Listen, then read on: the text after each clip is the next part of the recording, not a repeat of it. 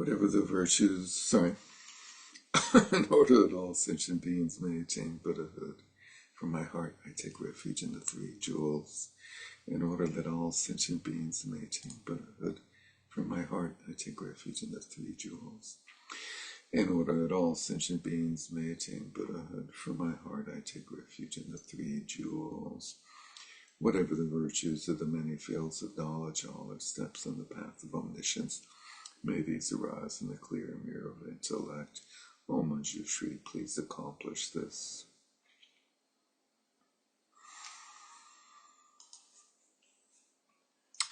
Good evening and welcome back. Nice to see everyone. So tonight we'll finish up from, hold on.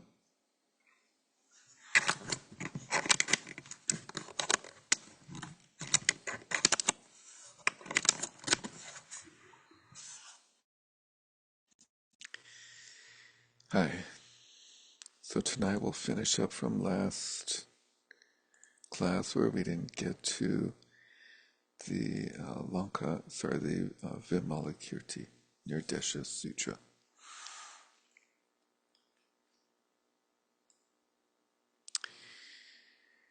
Let's see, what pages? Here we go.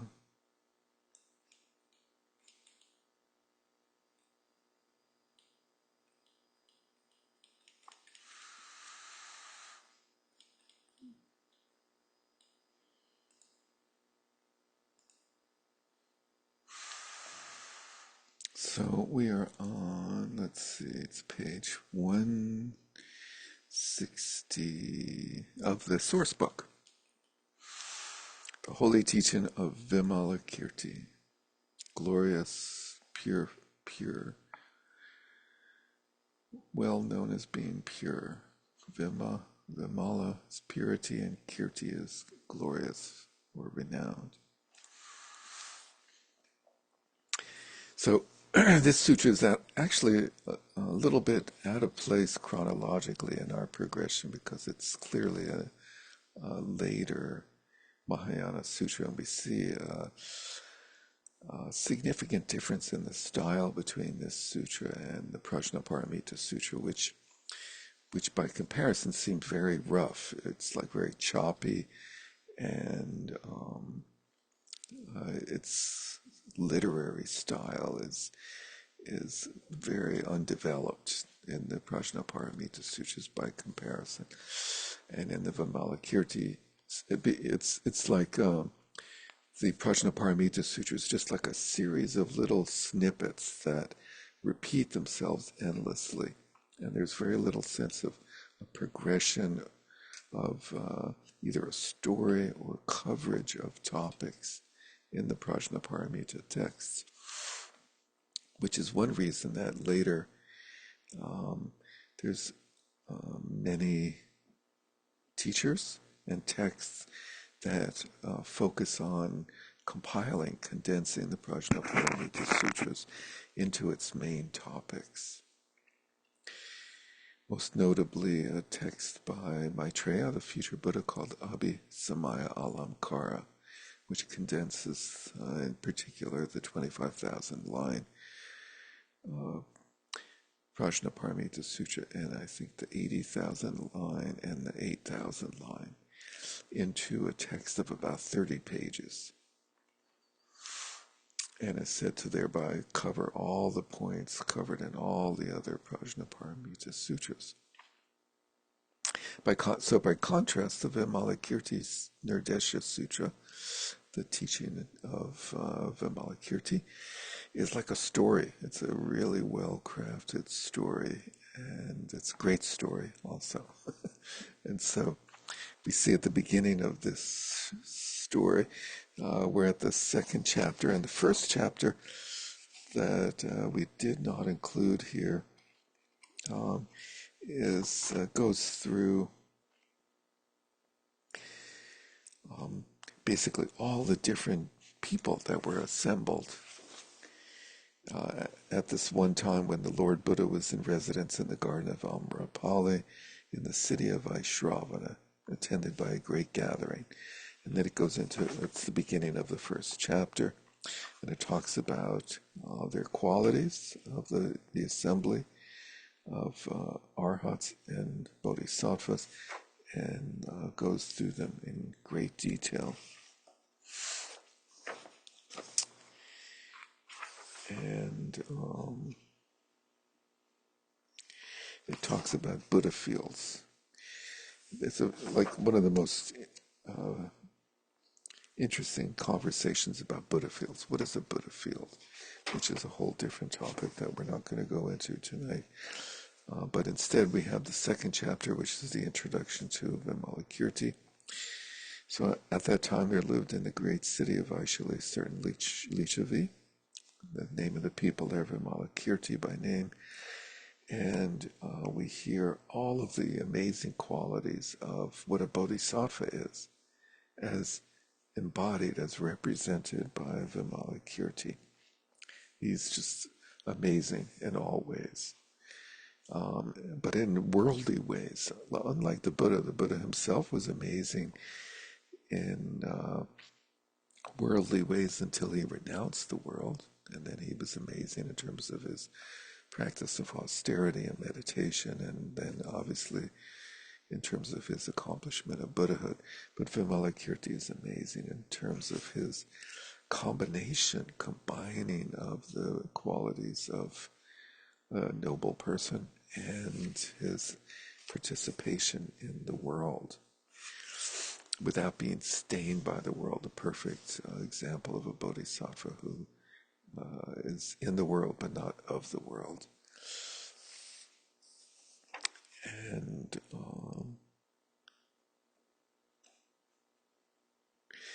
I think I'll leave it at that for that chapter. Chris, do you want to add anything for that to that?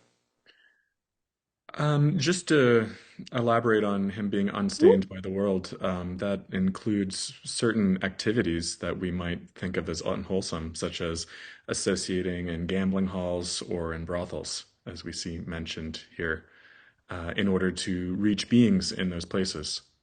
So you can imagine how provocative that might have been. Yeah, it seems totally like uh, very specifically and carefully oriented to provoke outrage or at least shock factor. In addition to him just being, fabulously wealthy and living this life of total opulence. Or perhaps we should say a life of apparent opulence. Yeah, where do you see the opulence? Well, we do have descriptions of him living in, a palace, right, of some sort. Is that right? I'm not sure it's in this chapter. It may be when we are first entering his house. Because he makes his house empty He makes his to house leave. empty, right? But it's still certainly large enough to accommodate this massive gathering. Yeah. In the fifth chapter, it says, then magically his house became empty, even the doorkeeper. So he had a doorkeeper and disappeared except for the couch upon which he lay. No better couch or seat could be seen anywhere. But there is a comment about, like, how are we all going to fit in this house? And he says, no problem. We can fit thousands of beings in this space. It's similar to what Milarepa does much later, fighting in a yak horn in a hail during a hailstorm to without getting smaller, without the yak horn getting bigger. But yeah, he's a successful guy. He's a successful businessman, and it's an unusual quotient of human being, a characterization of a Dharma practitioner for sure. Successful in all ways. So then we skip ahead to the uh, ninth chapter, the Dharma door of non-duality. And what just briefly what happens in between is that the Buddha learns of Vimalakirti being sick, and he asks his students to go pay respects to Vimalakirti on his behalf, and one after another they decline, saying he his wit is just far beyond mine, and whenever I see him, he makes fun of me.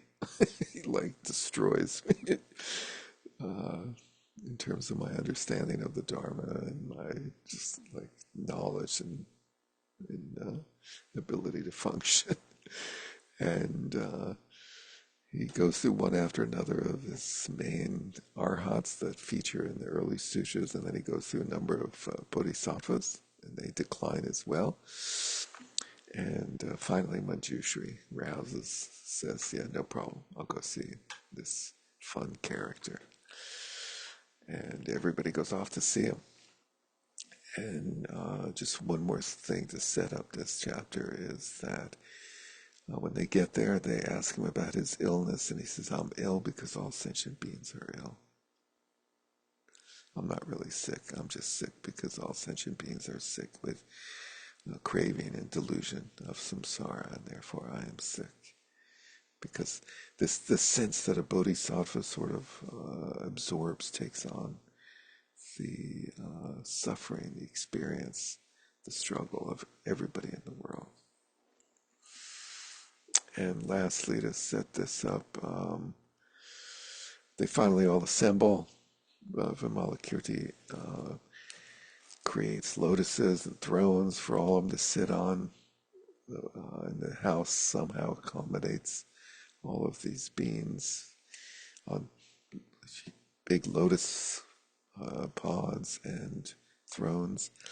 And oh, sorry, there's one good one where they first come in and they say, "Oh, there's nowhere to sit. Where are we going to sit?" and or they're thinking that they're like looking around. You can imagine them looking around, shrugging their shoulders, and Vimalakirti says, "Did you come here for a seat, or did you come here to engage in Dharma conversation, to pursue Dharma?" And they're all like really embarrassed, like that they were basically looking for a place to sit down that worked for them. And he says, "Okay, here." And he gives them these imaginary, illusory lotuses and thrones. And then he, after the explanation of his apparent sickness, he then quizzes them and asks them in this 9th chapter, how does a bodhisattva enter the Dharma door of non-duality, thereby setting up the focus, the focal point of the path as being entering into the Dharma door of non-duality, presumably as in distinction from the 3 doors of liberation in the early tradition, which are emptiness, signlessness, and wishlessness. This Dharma door of non-duality sort of includes and goes beyond all 3. And so he's focused on how do we get into that Dharma door? What's the secret password? And one by one he asks them. So Chris, you want to some extent talk about what their responses are, how the conversation goes? Yeah, so we have this whole range of bodhisattvas. Uh, you know, we normally don't think about we normally think about like the 3 main bodhisattvas, but there's just this huge number that are all gathered in his house, and they each, line up to give their answer about how you enter the Dharma door of non-duality. And I'll just read a few of these, maybe a few from the beginning and then a few at the end. And there's sort of a feeling of the answers getting sort of increasingly sophisticated. We could unpack a few and see if that's the case. So we start with the Bodhisattva Dharma Vikurvana. He declares, "Noble sir, production and destruction are 2, but what is not produced and does not occur cannot be destroyed. Thus the attainment of the tolerance of the birthlessness of things is the entrance into non-duality." So right at the beginning, we have this emphasis on production, which is something that is going to be a bit of a large topic for the Madhyamakas. So we'll be hearing a lot about production. And Uh, sorry to interrupt, but the attainment of the tolerance of the birthlessness of things is this famous stage in the Bodhisattva's trajectory of the bhumis, attaining the eighth bhumi, sometimes translated as the patient endurance of the uncreated, patience or tolerance of the uncreated or birthlessness of all things. And it's a very specific attainment that marks the transition from what are called the impure bhumis to the pure bhumis. And one is, at that point, definitely destined to be a Buddha. And the Buddha appears and says what Buddha you're going to be, where and when, and so forth. Sorry, yeah, Chris. thanks for that. Yeah. So next we hear from Sri Ganda, who declares, I and mine are two. If there is no presumption of a self, there will be no possessiveness. Thus, the absence of presumption is the entrance into non-duality. We then hear from What is yeah. presumption? The absence of presumption, of the Is it? presumption of a self. I think it's like the projection, this phrase superimposition or denigration. It's like Mhm. the presumption that there's something there.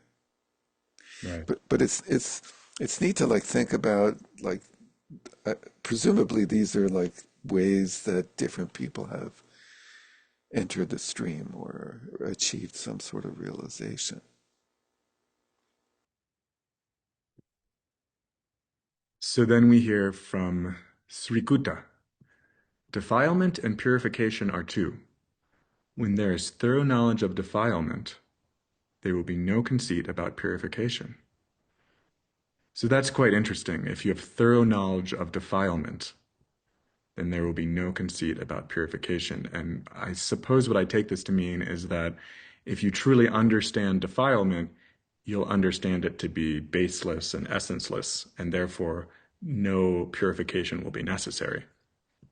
It goes on, the path leading to the complete conquest of all conceit is the entrance into non-duality.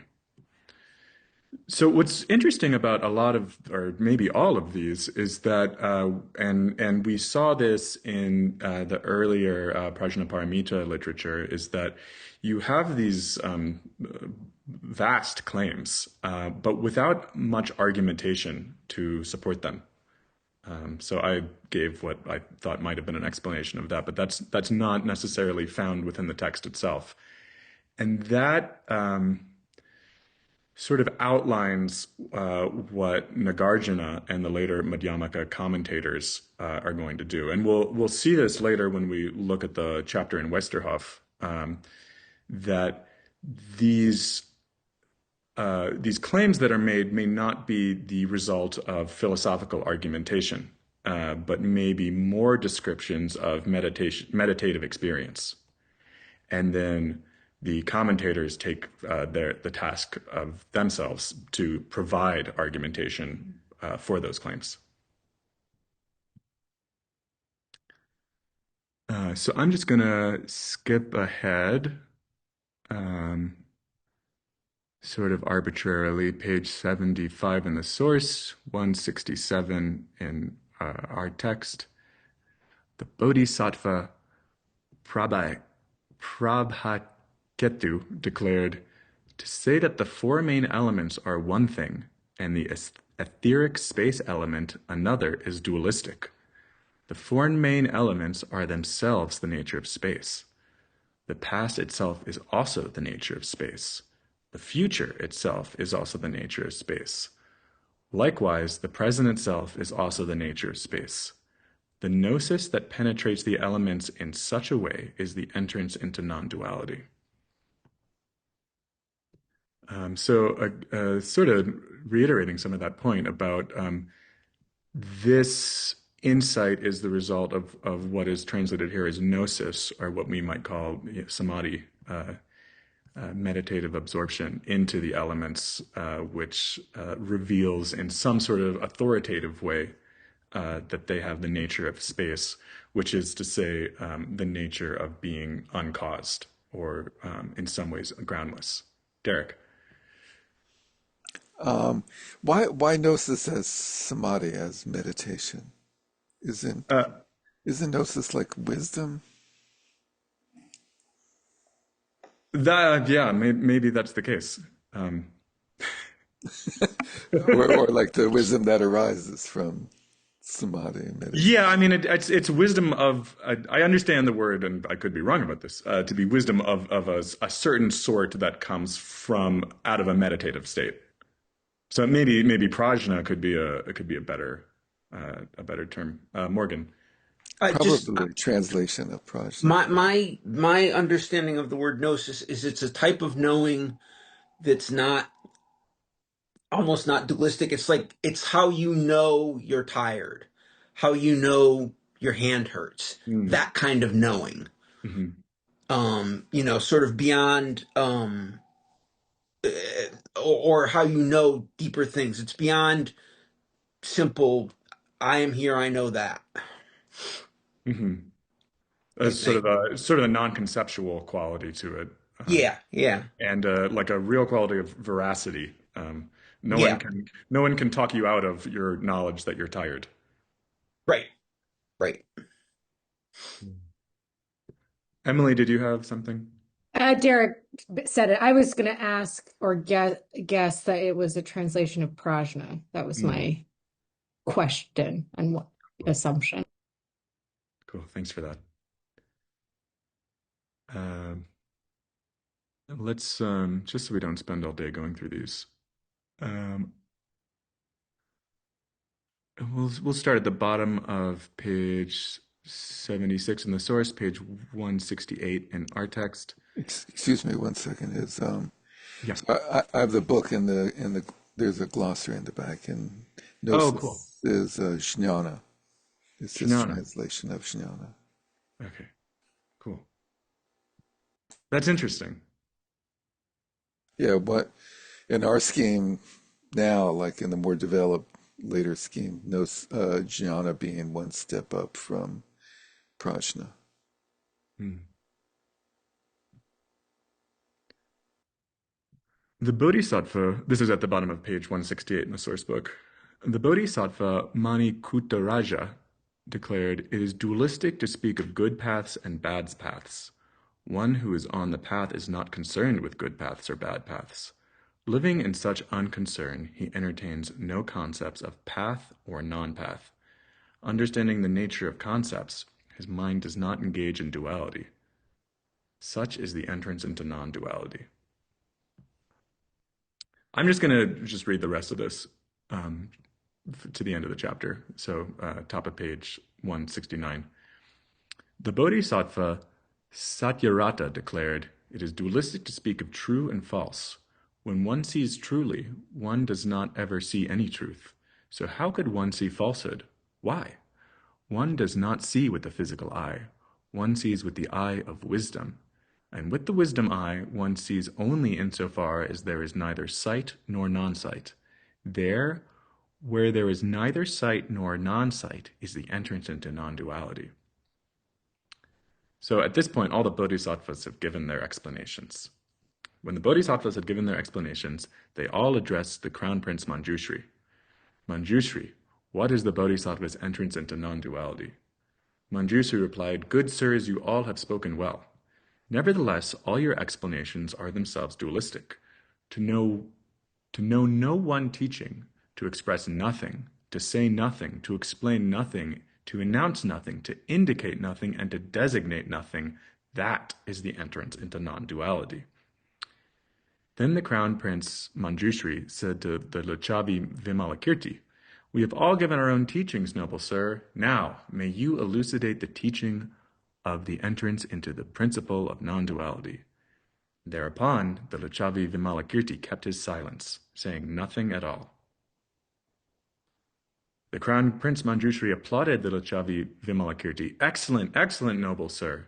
This is indeed the entrance into the non-duality of the bodhisattvas. Here there is no use for syllables, sounds, and ideas." When these teachings had been declared, 5,000 bodhisattvas entered the door of the Dharma of non-duality and attained tolerance of the birthlessness of things. So we see Vimalakirti best all of the bodhisattvas through not answering this question, showing that in from this point of view, non speech, non view is the highest view of all.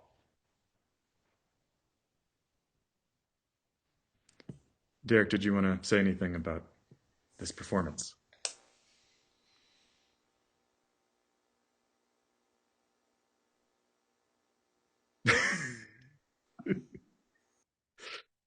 Touche. All right. Once again, I mean, so we have these real startling, uh, sometimes quite provocative and beautiful, sometimes perplexing uh, answers to this question of how one enters the Dharma door of non-duality, but not, it would appear, a ton in the way of philosophical argumentation. So I think we can now turn to Jan Westerhoff, who can explain a little bit about why that might be the case.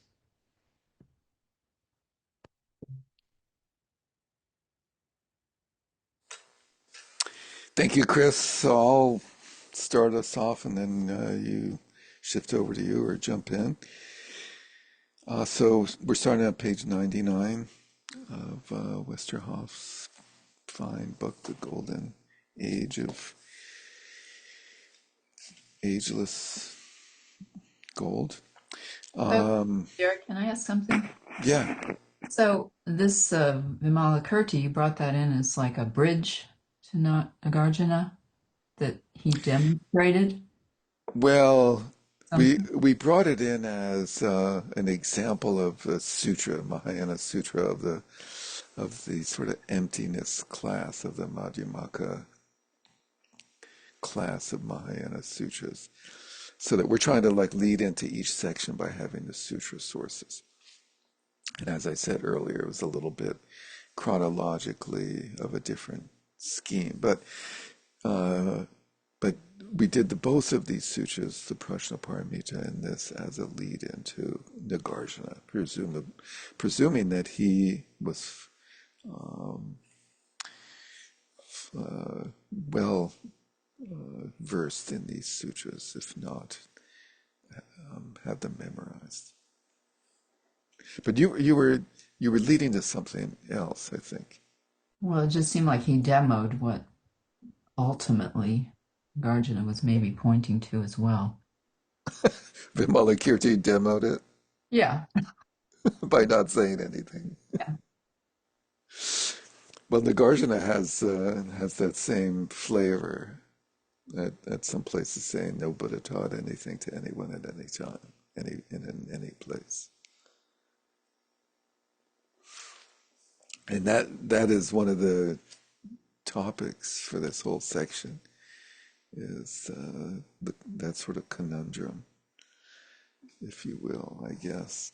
So the teachings of the perfection of wisdom literature. So Westerhoff is saying in order to understand Nagarjuna or Nagarjuna and his Madhyamaka teachings, we should understand the perfection of wisdom literature. And he's pointing out three particular aspects of it: the criticism of the Abhidharma project, in particular the notion of Swabhava, or Dharma, really the notion of dharmas as being truly existent, the doctrine of illusionism, and an explicit acceptance of contradictions.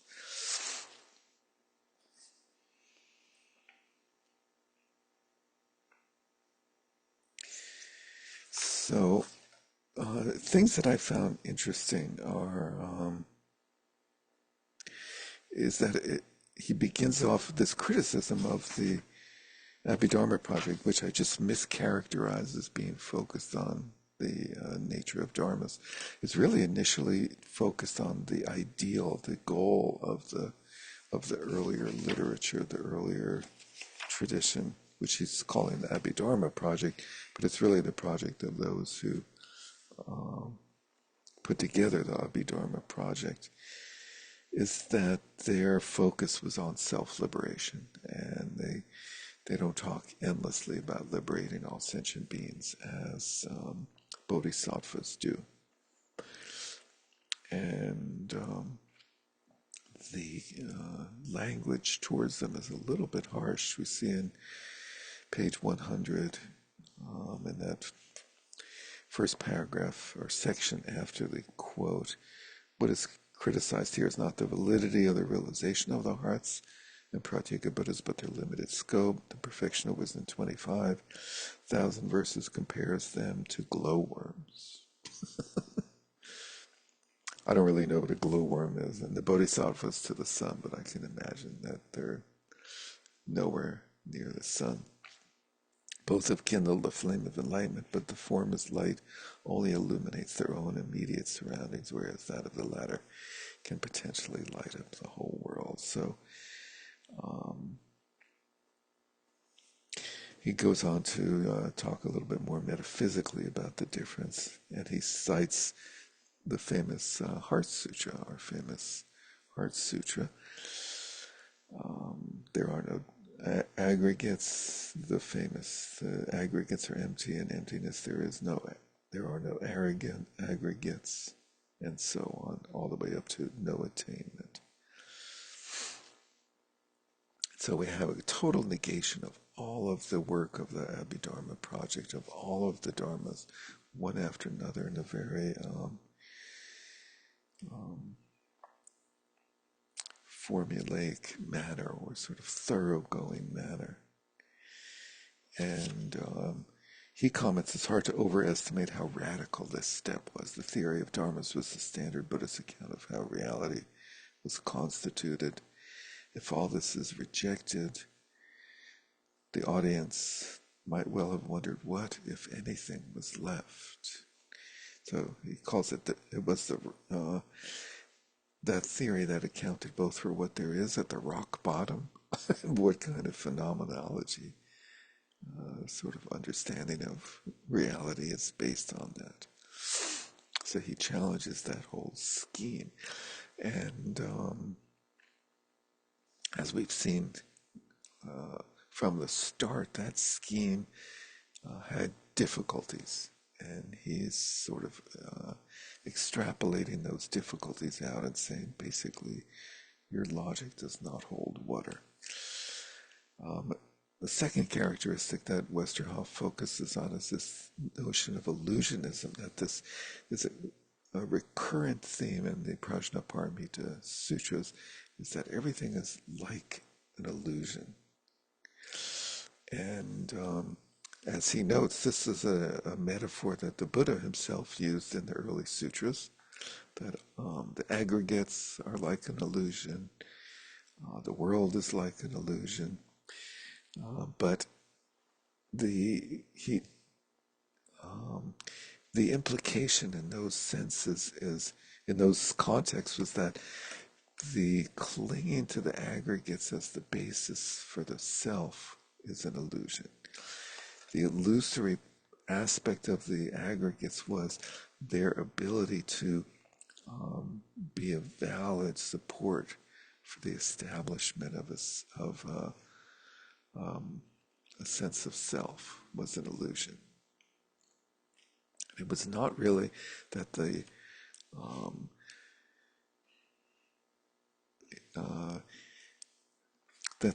aggregates themselves did not exist.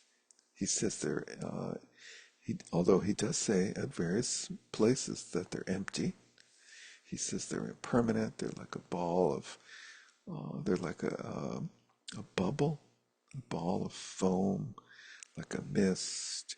These famous 12 analogies for phenomena that the Buddha uses in the early sutras. The Prajnaparamita Sutras focus on these and extrapolate them out. And in doing so, they give a much deeper ontological sense of meaning to this idea of illusionism, of things being illusory like. Where in the early sutras, again, it was more like all of these things as the basis for some sense of self are an illusion. And then the third one is this idea of contradictions. And this is something that we find if we read any basically any Prajnaparamita Sutra other than, we don't see this in the Heart Sutra, but anyone that has more complexity to it. We see this constant phrasing of there are no this, and therefore there are these. And he quotes Kansa, the thousands, so I'm on page 104, the thousands of lines of the Prajnaparamita, meaning sutras, can be summed up in the following two sentences. One should become a bodhisattva. And so the Prajnaparamita Sutras lay out the path and all the different aspects of the path of a bodhisattva. And there's a little segue, thank you, from our topic, our focus on emptiness. But what we don't often hear about the Prajnaparamita Sutras is that they extrapolate the bodhisattva path in great detail, in great depth, and in great what they call vastness, great variety, going through all the different qualities of bodhisattvas at all the different stages of the path, before the bhumis, during each one of the 10 bhumis, and the different ways and styles or sort of levels of realization that the bodhisattvas have. And this then becomes the template for the Mahayana in all of its subsequent sutras and all of its subsequent writings. We're all familiar with Shantideva's Way of the Bodhisattva, which is sort of the epitome of that, the idiom of the Bodhisattva, the ideal of the Bodhisattva as the perfect human being. And it's just scattered haphazardly throughout these sutras. And so, as I said earlier, there's these later texts that bring all of these qualities of the Bodhisattva path into this amazing order of like what happens when, how different types of liberation occur, and so forth, what the qualities of the various stages. And then, of course, emptiness. So once you become a bodhisattva, there is no such thing as a bodhisattva, or as all knowledge, or as being, or as the perfection of wisdom, or as attainment, nirvana, Buddhas, bodhisattvas. To accept both these contradictory facts is to be perfect. So, because we don't conceive of there being anything happening, therefore all things can happen, is the basic logic. Because dharmas have no unchanging intrinsic essence as being what they are, as being some set of properties or capabilities. Therefore they can function, therefore they can interact, they can change, they can be efficacious. And that logic is just repeated endlessly over and over again. So that it's both an like a statement against ontology, as well as it's clearly a meditative instruction of like, if you keep conceiving of yourself as meditating, as doing this, as practicing the perfection of patience or giving or discipline or whatever it is, then you're far from doing it. You're just creating some conceptual projection, and you're not actually cultivating the merit that a bodhisattva needs in order to become a fully enlightened Buddha and help all sentient beings in a limitless way, the way a Buddha can compare to bodhisattvas. And if I can just Yeah, riff sure. on that for a bit, I think it's an even stronger claim than just that by thinking you're practicing the meditating on the perfection of patience, that you're not actually doing it. that there might be a real perfection of patience beyond the conceptual overlay that you could be doing if you would stop thinking about it. But they go even further to undermine the possibility, the very ground that a real perfection of patience could exist on. And I think that's what Derek was getting at when he talked about de-ontologizing. So we have in the Abhidharma an idea that there's this world of appearances that we're all caught up in, and that we suffer because we don't understand the irreality of those appearances, which is in fact the undergirded by the reality of Dharma.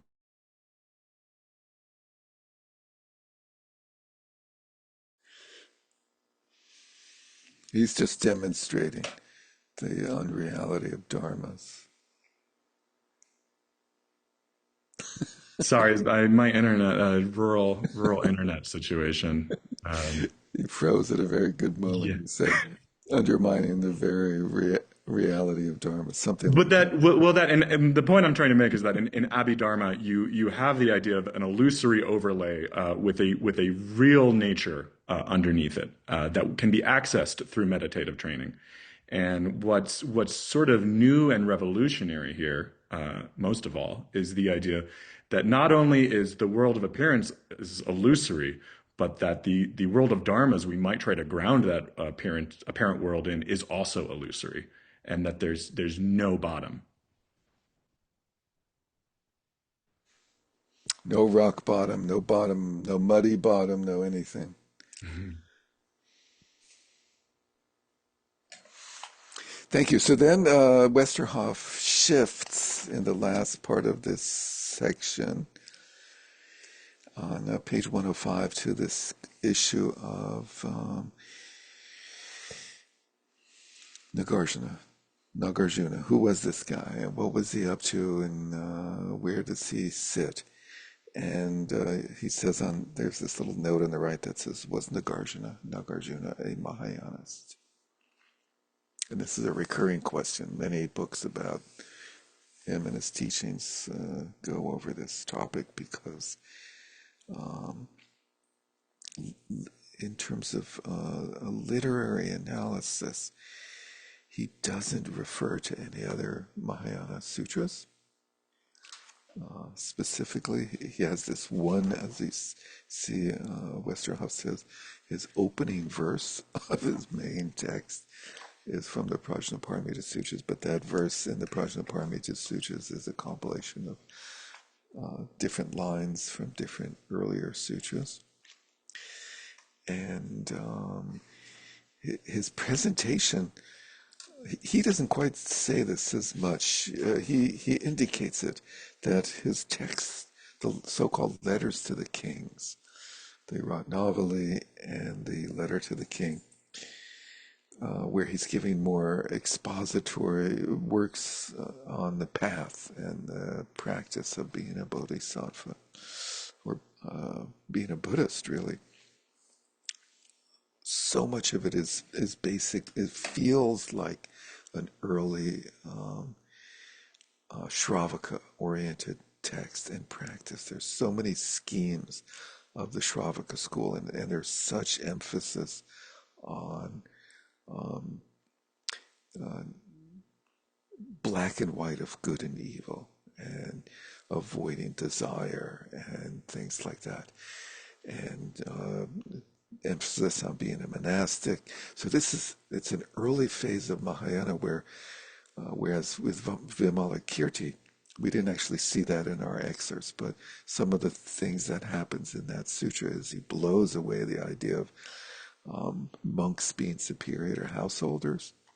He blows away this idea of men being superior to women, and pretty radical things for that time period. But we don't see that in this early period. We see the old mindset, where here and there's little male chauvinist statements, and there's definitely statements of preference of monastics against non-monastics. So in some sense, you could take these texts by Nagarjuna and say, well, he's just a radical Abhidharmika, who just like is going all the way to the other extreme of like somebody maybe who's like struggled with the Sarvastivada and this and the Sautrantika or Theravada ways of explaining how partless particles can conglomerate and things like that, and how karma can be passed on from one moment to the next, and just like throwing his hands up and say, none of this makes any sense. Do you want to add anything to that and then go into the next section, Chris? Sure. Yeah. So I think it's there's been as Derek said, a certain amount of scholarly attention to this theory that maybe Nagarjuna was no Mahayanist at all, but an Abhidharmika proposing a radical revision to the Abhidharma project in an attempt to purify it of the errors its proponents make.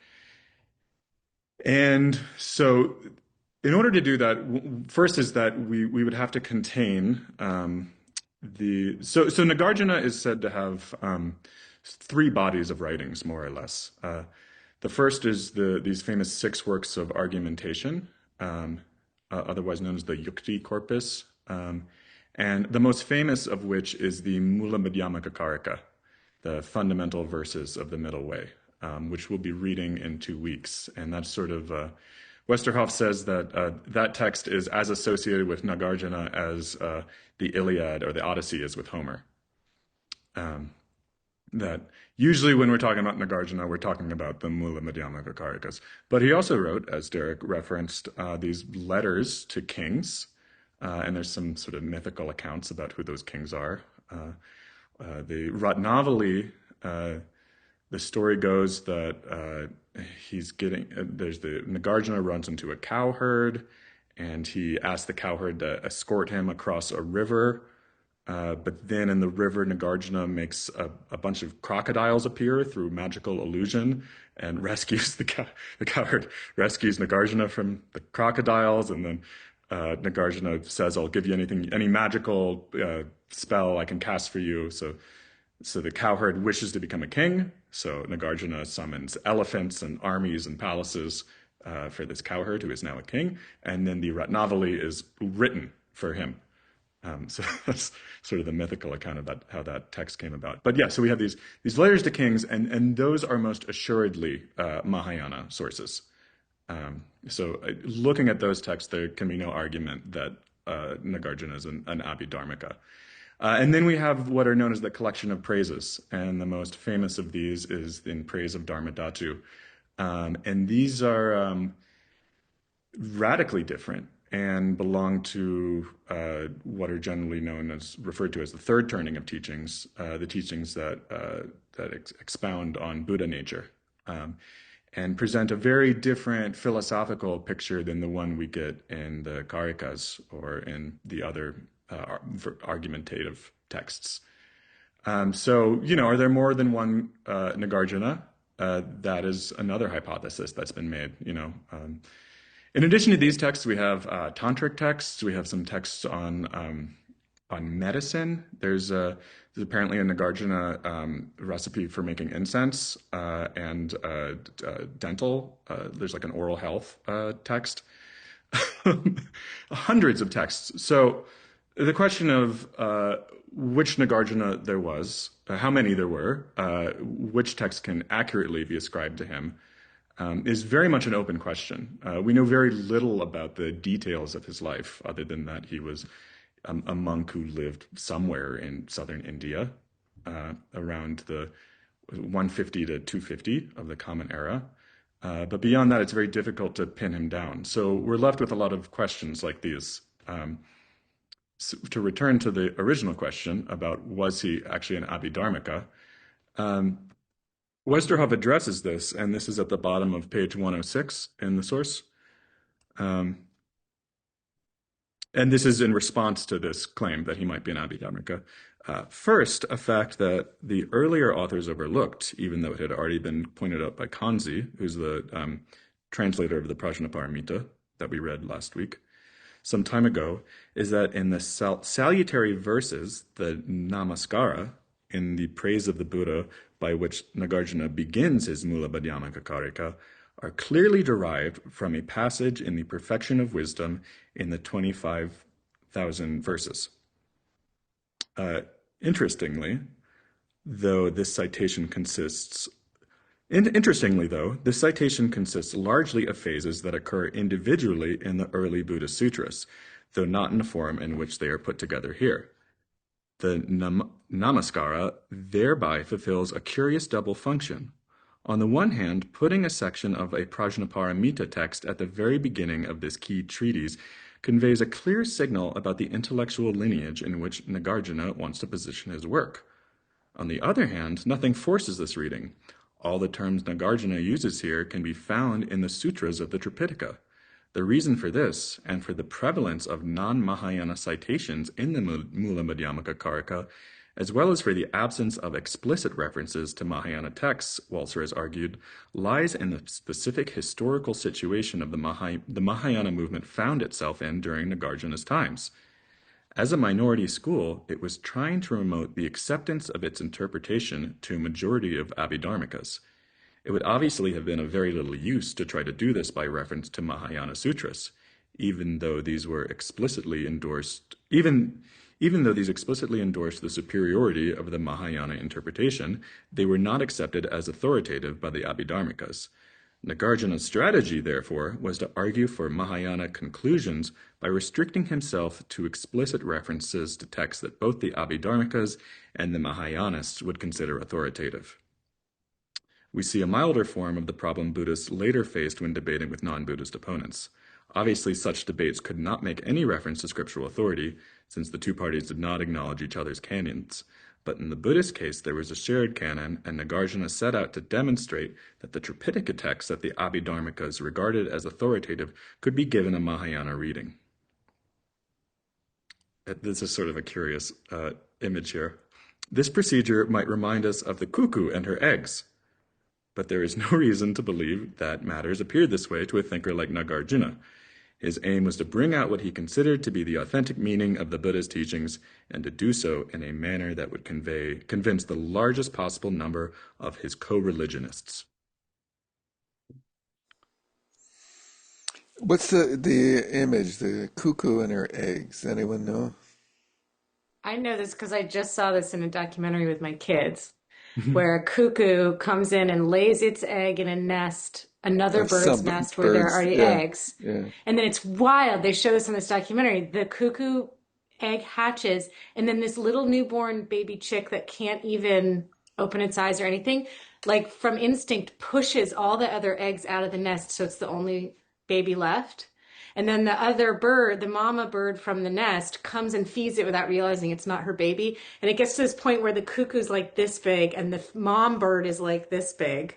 And it's this bizarre image. So I don't know if they're including all the details, but I literally just saw this like 2 nights ago. That's great. Thank you. Yeah, what a bizarre phenomenon in the natural world.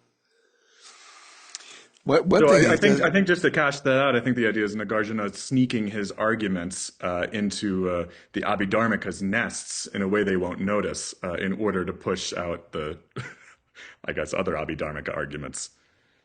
But Westerhoff saying that he doesn't think that's what he's doing, merely that he's not being sneaky, but guided by an authentic desire to expound the Buddha's true meaning to other Buddhists who would need it to be explained to them in their own language. And I think what we see here also is an early endorsement of what will become a key Madhyamaka style of argumentation, which is to not use your own hypotheses, but to use the hypotheses of the people with whom you are arguing, and to use them in such a way that draws out their own absurd premises, which we will learn about later and is known as prasanga. interesting technique. It's like jiu-jitsu, right? You have the opponent come and you use their own momentum to destroy them. Well, one thing he doesn't mention is that the Namaskara could well have been added later. I'm surprised he doesn't mention that because that often happens with text. Anyway, so let's dive into the key themes. Chris, you want to go into this first? Yeah, and just keeping an eye on time, I think it's going to be clear that we're not going to be able to do real justice to all these themes, but to not worry because many of them are going to be repeated or dealt with in greater detail in our reading for next week. So we can kind of give a somewhat cursory treatment tonight and read some more about them in over the next week, discuss further. So first we have his treatment of the Abhidharma project, which we've discussed some of the criticism already, but I think it's also important to realize that he doesn't have a wholesale rejection of Abhidharma in a way. Here we go. This is bottom of page 108's magical number. Nagarjuna's attitude is therefore very far from a wholesale rejection of the teachings of Abhidharma. In this context, he explicitly recommends the close study of one of its topical lists. In fact, there would have been no reason for rejecting Abhidharma doctrines to court. They are, after all, an attempt to systematize, explicate, and develop the teachings contained in the Buddha's sutras of early Buddhism. And the fact that Nagarjuna considered some of these explanations, even very central ones, as mistaken, does not mean he would have rejected them all. Even though it is difficult to be definite about this, there may have been a political, or to use a favorite Mahayana term, skillful, upaya, dimension to Nagarjuna's acceptance or endorsements of certain Abhidharma positions.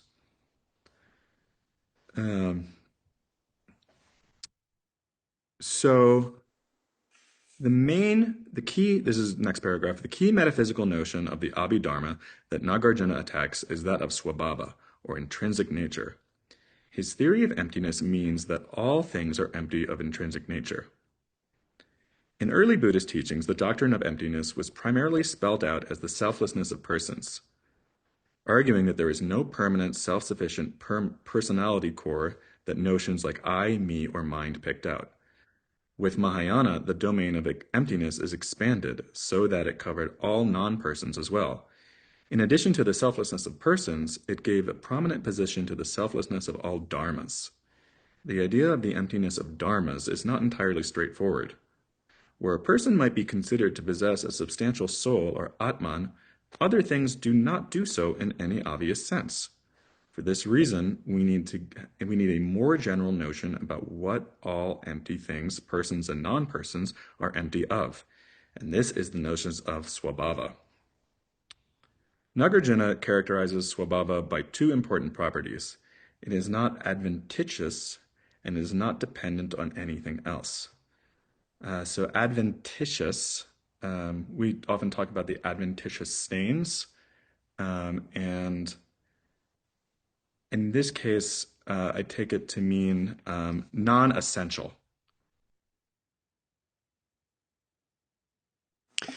So it is not the swabhava is not non-essential. Suffice to say, it is essential. It is a thing's essence, the ground of the thing itself. And the common, usually we talk about the swabhava of fire, the heat of fire.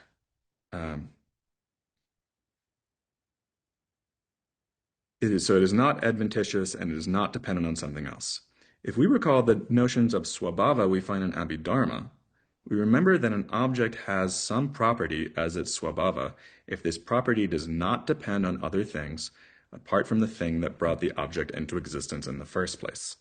Thus, a chariot is no chariot by swabhava because it borrows its nature from its simultaneously existent components. The great elements, the Mahabhuta, like water, fire, and so on, do not derive their nature from anything else. They have their nature by swabhava, yet the Abhidharma has no difficulties with accepting that they are causally produced. But we just saw Nagarjuna say that dependent things cannot exist by swabhava, and a causally produced dharma is, of course, dependent on the causes and conditions that brought it into existence. It seems as if the Abhidharma and Nagarjuna meant quite different things when they spoke of swabhava. And if this is the case, we might wonder whether Nagarjuna's rejection of swabhava, setting out to explicate its rejection in the Perfection of Wisdom texts, is really a rejection of the swabhava that the Abhidharmikas had in mind, or whether it is the rejection of something else. Yeah, so maybe we could talk there a little bit about this whole swabhava thing. First, I just had to come to memory that swabhava does not actually appear in the early sutras in a major way, Right. and that it's a creation of the students of the Buddha, let's say, afterwards, as a way of explaining how things are and how things exist. And in doing so, then all the problems begin. But what are the ways, when he says they're talking about two different versions of swabhava? So the Abhidharma version, I think, of swabhava is that swabhavas have an essence as being what they are. They're not adventitious, but they are causally produced, dependently produced, and in their production, it's more that their appearance their arising is produced, not their essence of what they are. If that makes any sense, as two different things. It's like, okay, there's fire, and this brings it about, but it brings about its appearance. Okay, now that thing that we call fire is here, as opposed to fire being produced by different things coming together and then being called fire, if that makes any sense.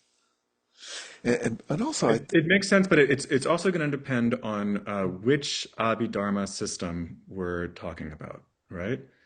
So within Sarvastivada, there is this idea that the Dharma are eternal, right? And that they come into, when they're in the present, they have causal power, but that is a separate factor from their existence in the three times.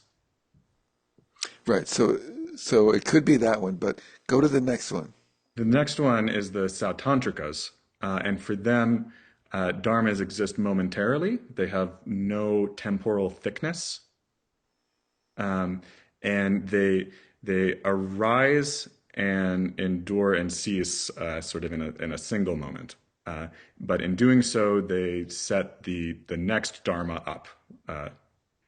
So the dharma at time one causes the dharma at time two.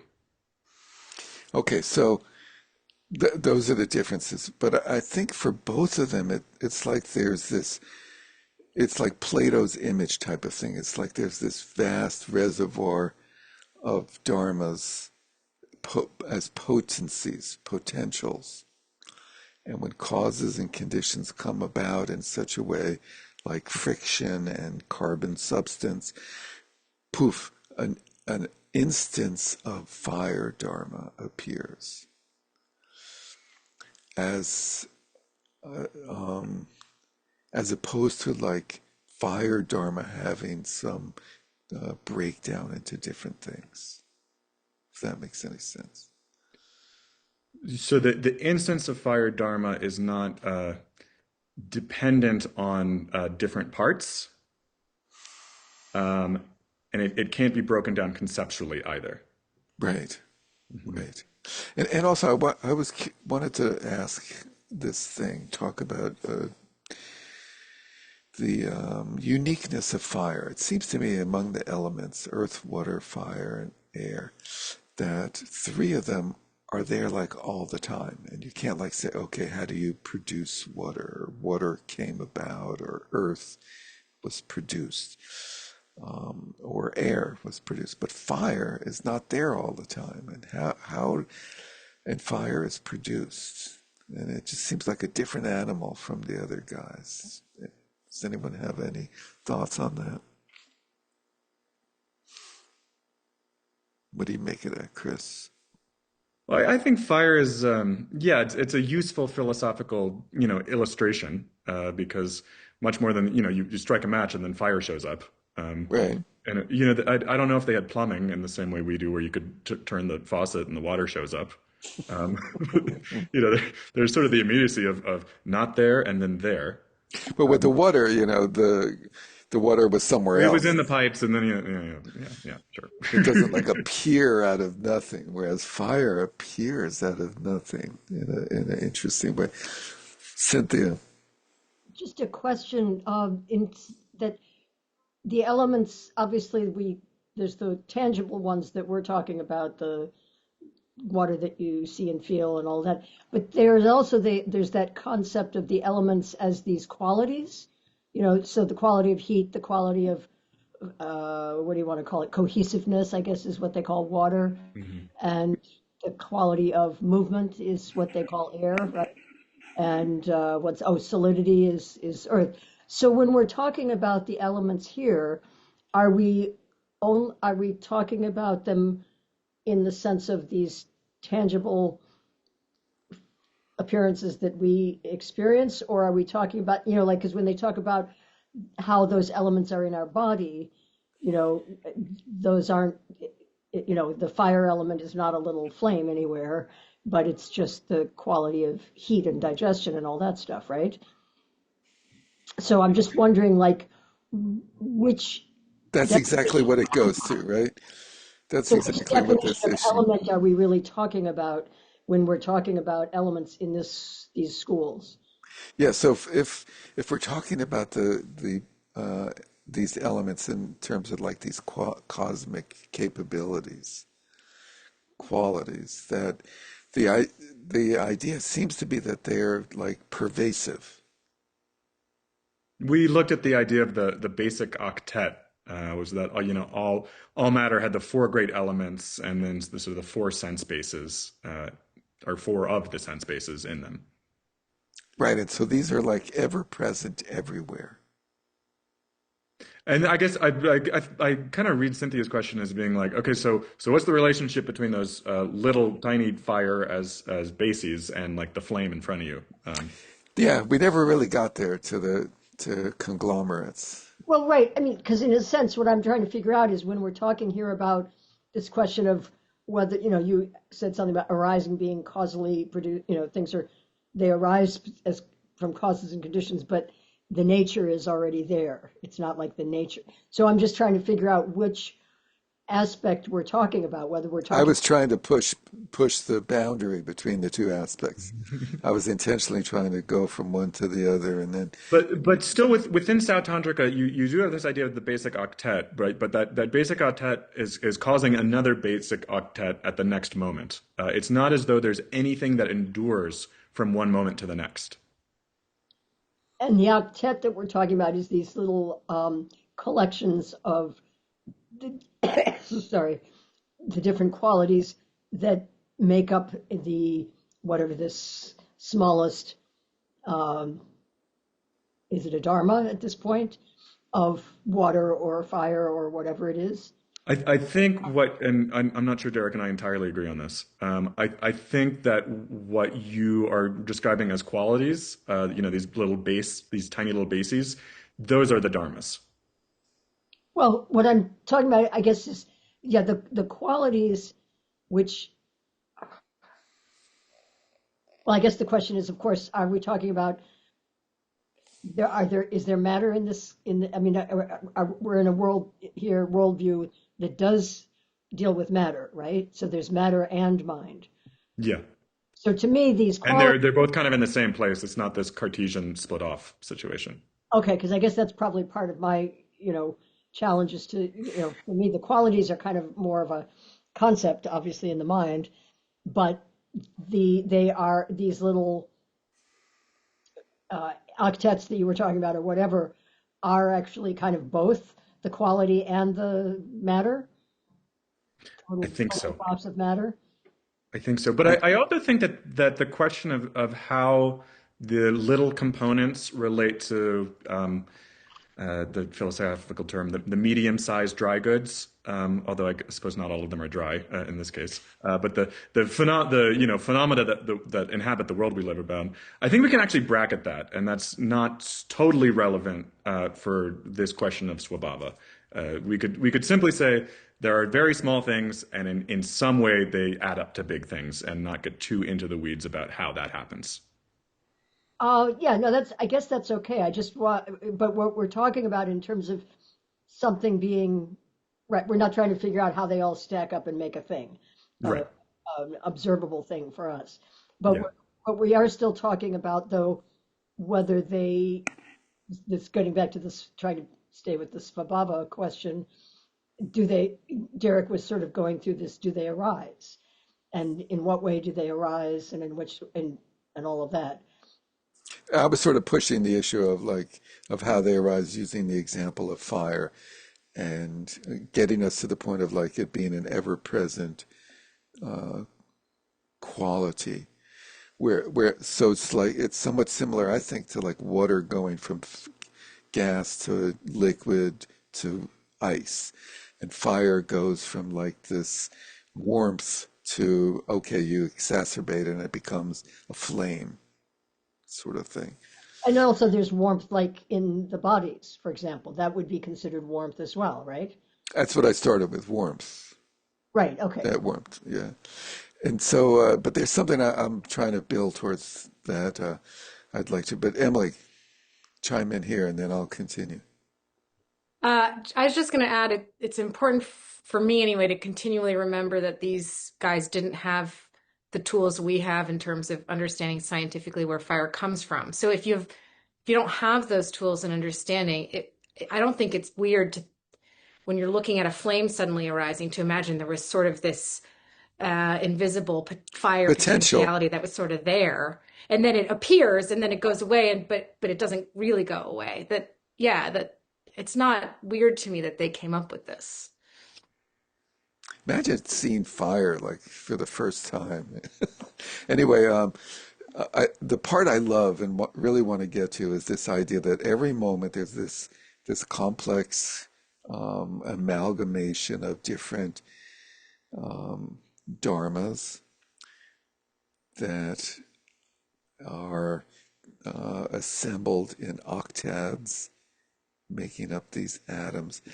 And separate from this issue of how do they compile into dry goods, how this idea that they arise for an instant and then they disappear, and then they get, somehow their disappearance or something gives rise to the next moment of an assemblage of dharmas. And And this conundrum is something Nagarjuna seizes on. totally.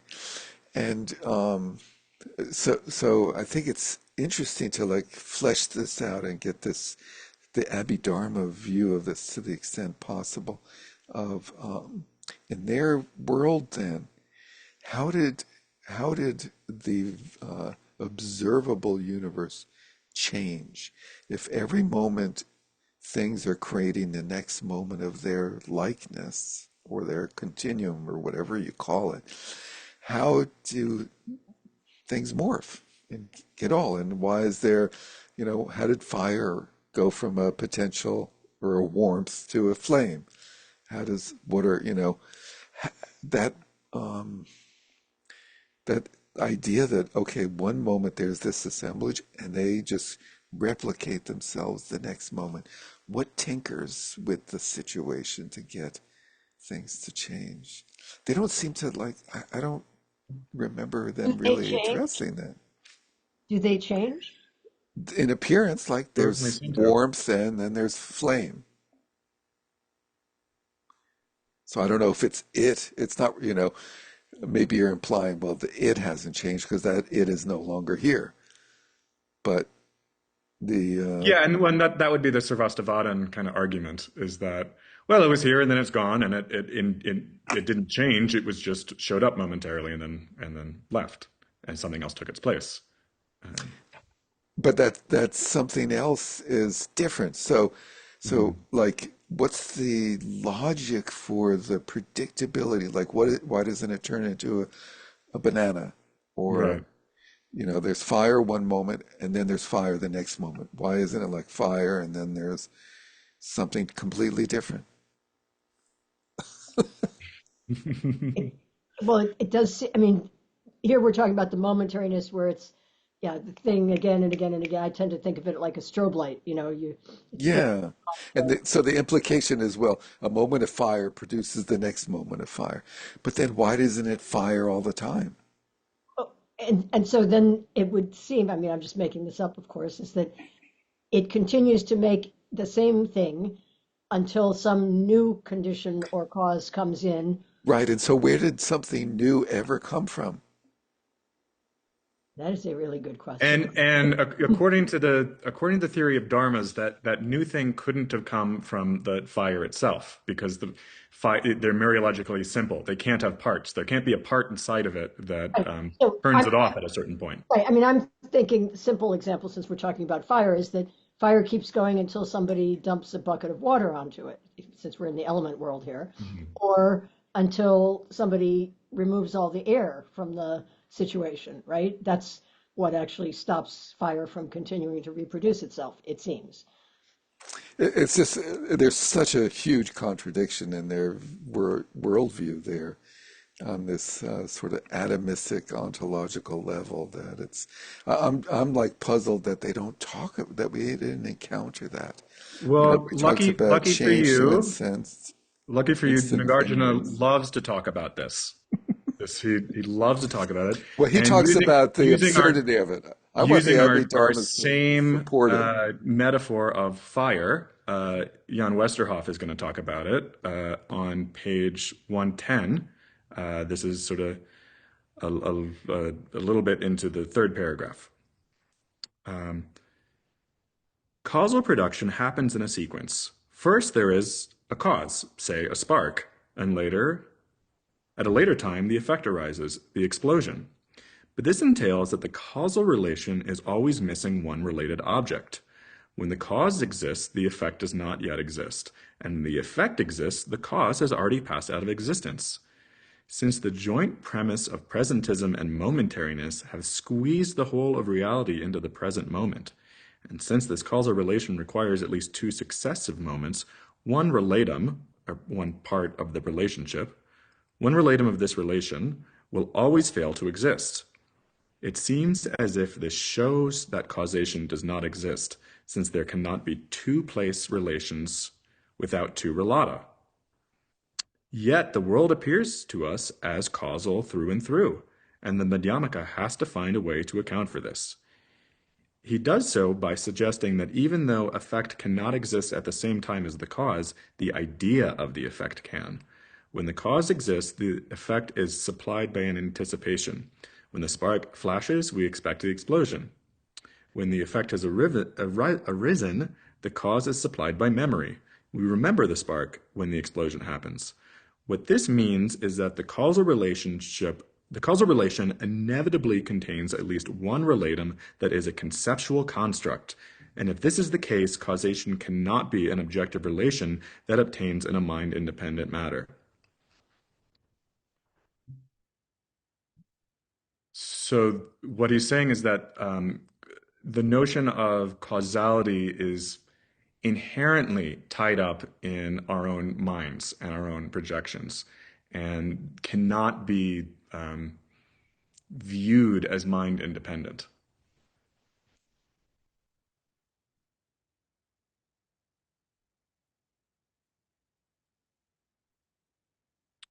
But this means that the essence of such things involves conceptual construction, and anything that does so cannot exist by swabhava, since it entails that the object is not what it is all by itself, but in dependence on other things such as conceptualizing minds. For this reason, all causally produced things must be empty.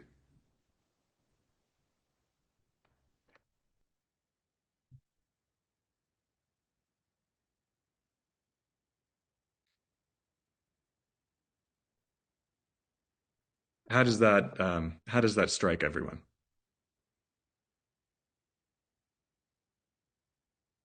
Like a match. It just seems so clear that they're talking about two different swabhavas. Hmm. It seems to me. Well, I mean, I think the question that he proposes is it it may not be they're talking about two different swabhavas, but they're certainly talking about two different notions of causality and two different notions of time.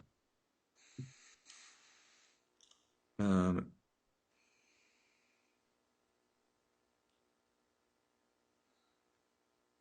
So Derek, if it's two different svabhavas, what is the second one? If the first one is the one that was described with those two properties of not adventitious and not dependent on something else, then if that's one definition of svabhava, what's the other one that we're thinking?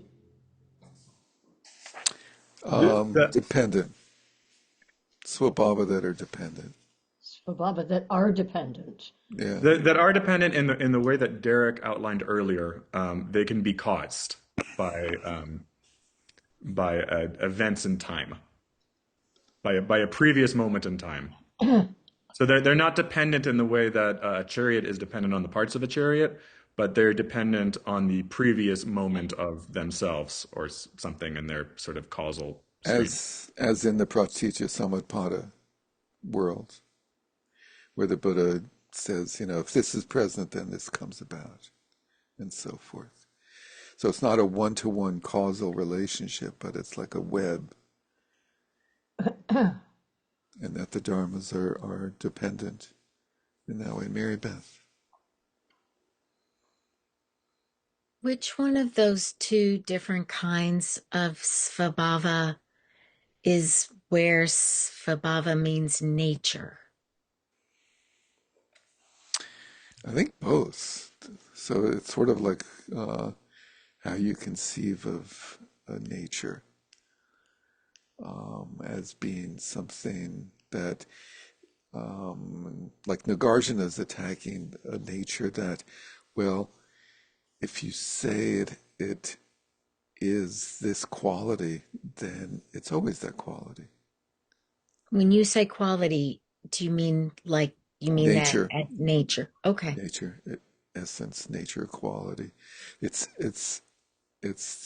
nature is the quality of this or that hardness or fluidity or attachment or things like that. So is the difference it's caused or it's not caused? One nature example is caused, and one nature that is not caused, it's just always there, not caused. I think it's sort of like the so to jump to the conclusion, since we're close to out of time, and as Chris said, we will go through these aspects again next week in the readings next week. We basically go through the same stuff. Um, it seems to be a matter of how one approaches the notion of dharma as um, like setting up an absolute versus having like if one has a fluid understanding of dharmas, then emptiness comes more easily or naturally than if one has an absolutist, concretized, like simplistic, like in order to explain things, like making things very simple and clunky, the clunkiness that Chris has referred to a number of times. But anyway, why don't you continue for the remainder and lead us on, Chris? I just want to kind of jump to Westerhoff's conclusion of are the Swabhavas the same or different? Um, and what he says, last sentence of page 111, the Abhidharmika and the Madhyamaka do not operate with different conceptions of Swabhava and are therefore not talking past each other.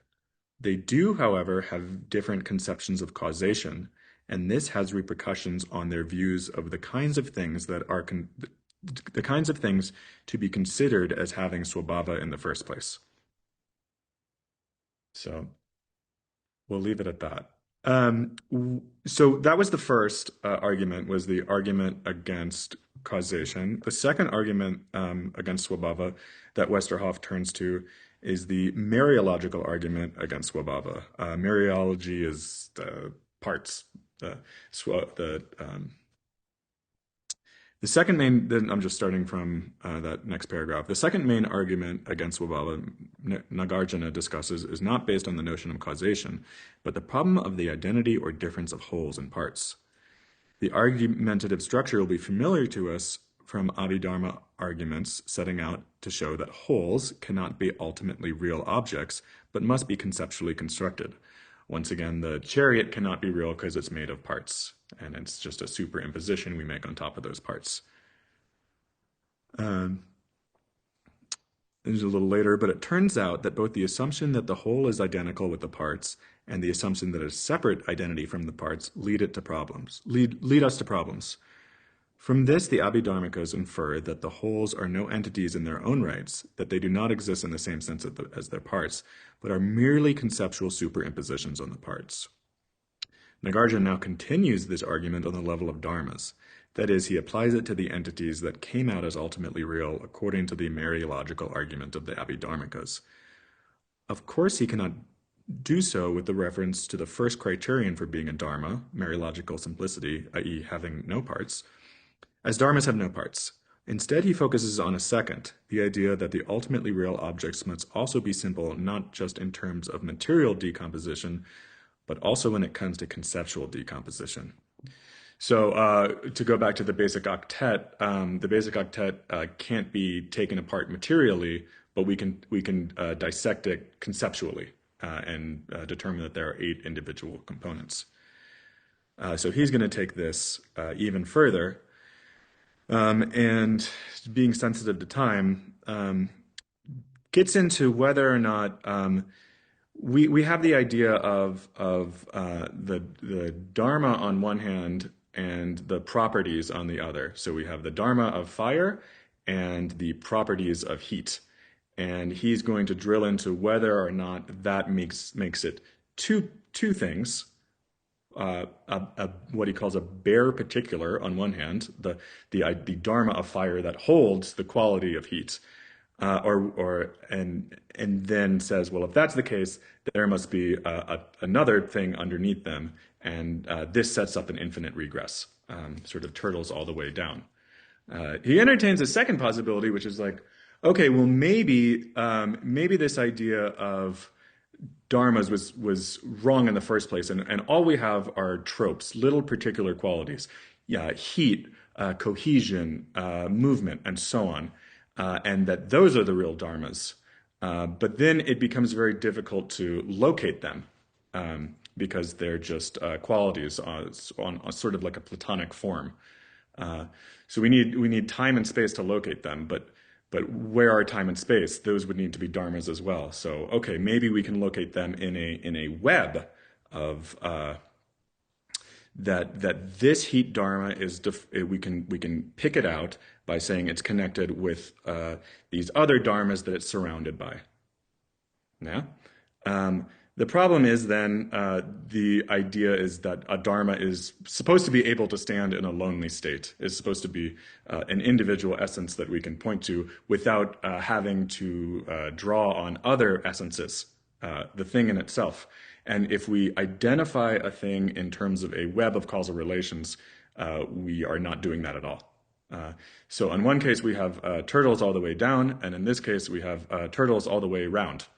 Um, it's sort of like the idea of, that you do it on like a corporate retreat or something, the trust building exercise where everyone sits on each other's lap at the same time.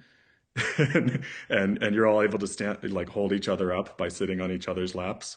So that's the image here. What corporation was that? That's Yeah, pretty I don't know. kinky. Yeah. I've never seen that occur. All right, maybe I Sitting don't. on each other's Is it laps. clear I've never been to a corporate retreat? I think so. You'd be All right, but thrown it's like out a all trust over. building exercise. I don't know. Maybe it's like a teen trust. I don't know, man. I'm out of my depth. The exercise is like you stand in a circle and You stand in a circle. you have to pass the orange or the ball to people like that are not right next to you, and you start out. You don't tell people where to stand, and people naturally stand like in a circle where they're sort of arm's length from each other, and they're throwing it, and they drop it, and it takes time.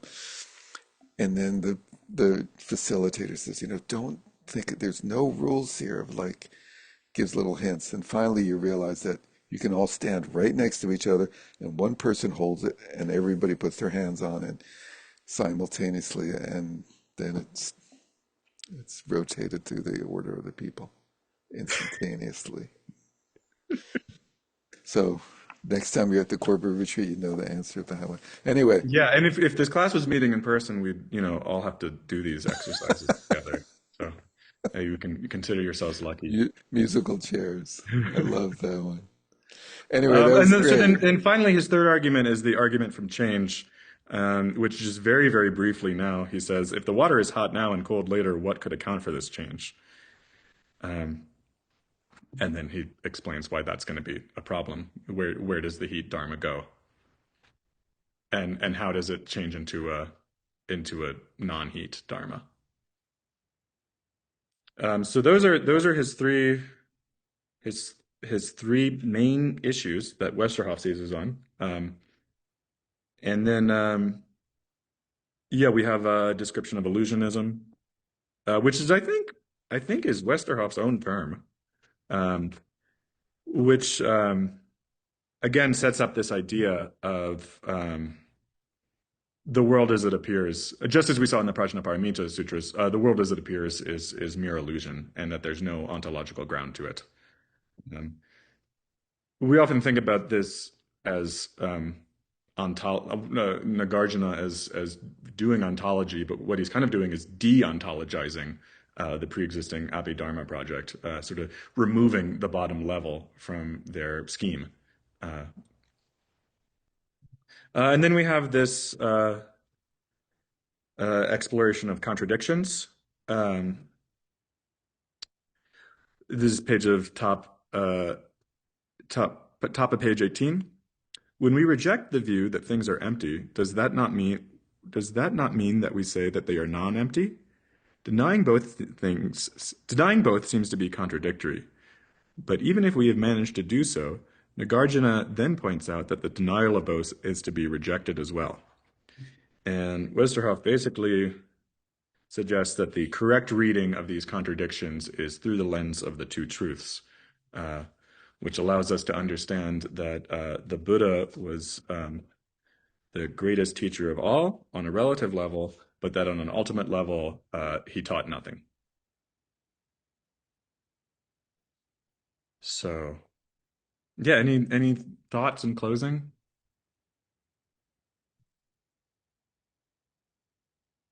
Derek or anyone else?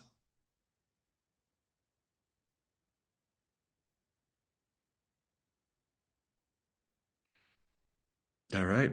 Vimalakirti would be proud.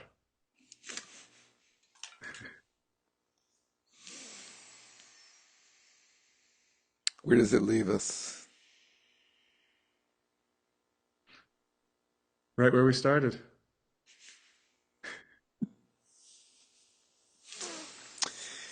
Thank you, Chris. Thank you, Let's Derek. close with our dedication chant.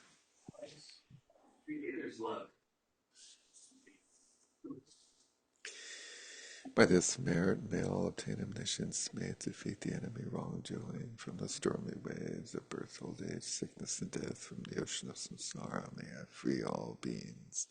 By the confidence of the golden sun of the great east, may the lotus garden of the Rigton's wisdom bloom, may the dark ignorance of sentient beings be dispelled, may all beings enjoy profound, brilliant glory.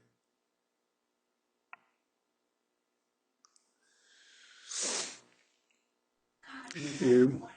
Thank you, everyone. Thanks, everyone. Great to see you. Thanks for joining us. Thank Take care. you. See you next week.